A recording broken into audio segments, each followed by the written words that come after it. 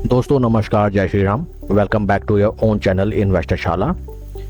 Railway wagon manufacturing की एक small cap listed company Texmaco rail and engineering limited की तरफ से लेटेस्ट नोटिफिकेशन, आइए उसको स्टडी किया जाए। सबसे पहले ये हम जान ले टैक्समाको रेल किस सेक्टर की कंपनी है। दोस्तों ये रेलवे सेक्टर में railway wagons and different automobile and ancillaries production की एक कंपनी है जो कि प्रोड्यूस करती है wide range of products such as railway freight cars and hydromechanical equipments. Latest notification हम देखें, this is the latest notification 12 सितंबर 2025 टैक्समाको रेल की तरफ से। एंड दोस्तों इस नोटिफिकेशन में बताया गया है, we wish to inform you that today we have received letter of acceptance dated 10th September 2025 from Messrs RVNL Limited for order of rupees 129.09 crores for design, supply, erection, testing and commissioning of 2.25 kV traction overhead equipment and associated activities at Nagpur sanction at Nagpur division in central railways. तो दोस्तों टैक्समाको rail को RVNL की तरफ से 129.09 करोड़ का work order मिला है, जिसमें कंपनी मैन्युफैक्चर करेगी various erections, testing, commissioning of 2.25 kilowatt traction and further इसके बारे में देखें 129 करोड़ का ये जो पूरा जो प्रोजेक्ट का टेन्योर है ये 18 महीने का from the date of commencement of work. काफ़ी बढ़िया कंपनी के लिए good news. Work order company के बढ़ते हुए, कंपनी के फंडामेंटल्स की तरफ अगर हम देखें, कंपनी का market cap 5,862 crore, small cap की company, P ratio 26.73, industry PEs 41.77, P ratio wise काफ़ी अट्रैक्टिव वैल्यूएशन में company available.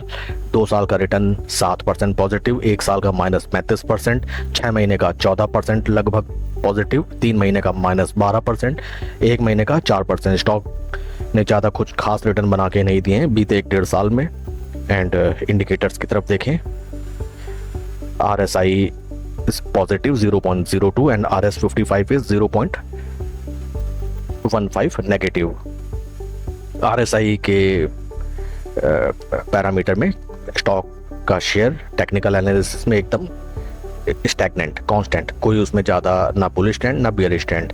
And latest share holding देखें कंपनी की, share holding, promoter share holding 48.27 जून क्वार्टर में, DIs की शेयर होल्डिंग 8.14 मार्च में, जून में भी 8.14।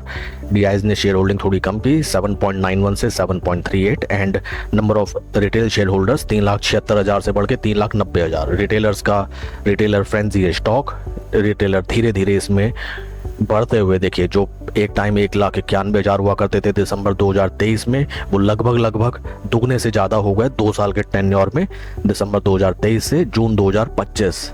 2 साल भी अभी कंप्लीट नहीं हुए, लेकिन रिटेलर्स इस शेयर में ऑलमोस्ट डबल हो गए।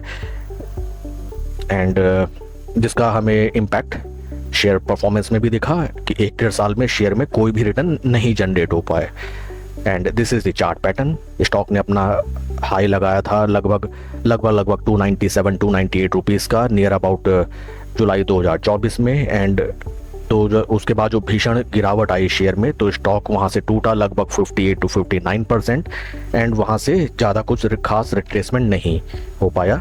This is weekly RSI divergence जो कि स्लो एंड स्टडी ऊपर की तरफ बढ़ते हुए।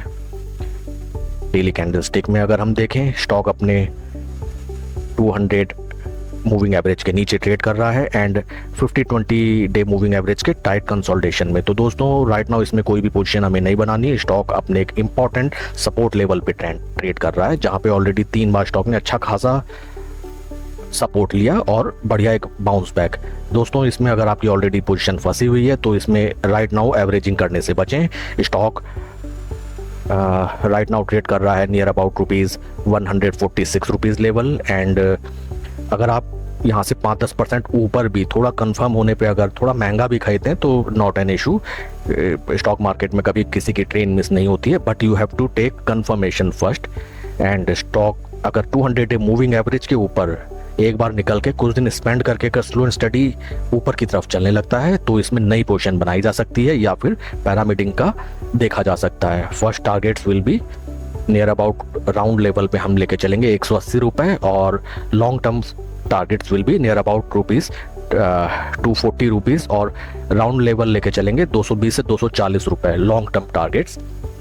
एंड दोस्तों RSI भी स्लो एंड स्टडी स्टॉक का ऊपर बढ़ते हुए, जैसा हमने देखा बीते 1-1.5 साल में रिटेल निवेशक इसमें काफ़ी ज़्यादा इंक्रीज हुए हैं। उन्होंने ईच एंड एवरी फॉल में स्टॉक को, गिरते हुए स्टॉक को एवरेज आउट करने की कोशिश की। देखिए यहाँ पे मोस्टली फंसे, यहाँ पे फंसे, हर जितना भी इसमें अप ट्रेंड आया वो केवल और केवल डंप करने के लिए। देखिए फिर थोड़ा सा बड़ा अगेन डंप, फिर थोड़ा सा बड़ा अगेन डंप, उसके बाद टाइम स्पेंड अगेन से थोड़ा बड़ा अगेन डंप। तो ये ऑल्सो पॉसिबल कि यहाँ से स्टॉक थोड़ा ऊपर चले एंड एक new phase of selling start हो, and it is also possible कि यहाँ स्टॉक थोड़ा सा सपोर्ट लेके ऊपर की तरफ चलने लगे। इसलिए मैंने आपको बताया कोई भी नई पोजीशन आप 200 डे मूविंग एवरेज के ऊपर बनाएं। राइट नाउ कोई इसमें एवरेजिंग नहीं करनी, पैरामीडिंग का सोचें, वो भी जब 200 डे मूविंग एवरेज के ऊपर स्लो एंड स्टडी चलने लगे स्टॉक। एंड इस स्टॉक के रिगार्डिंग आपके कोई क्वेरीज या क्वेश्चन कमेंट सेक्शन में हमसे पूछें। Please like and subscribe my channel. कोई भी फाइनेंशियल डिसीजन लेने से पहले अपने फाइनेंशियल एडवाइजर की सलाह आप जरूर लें। Thank you friends.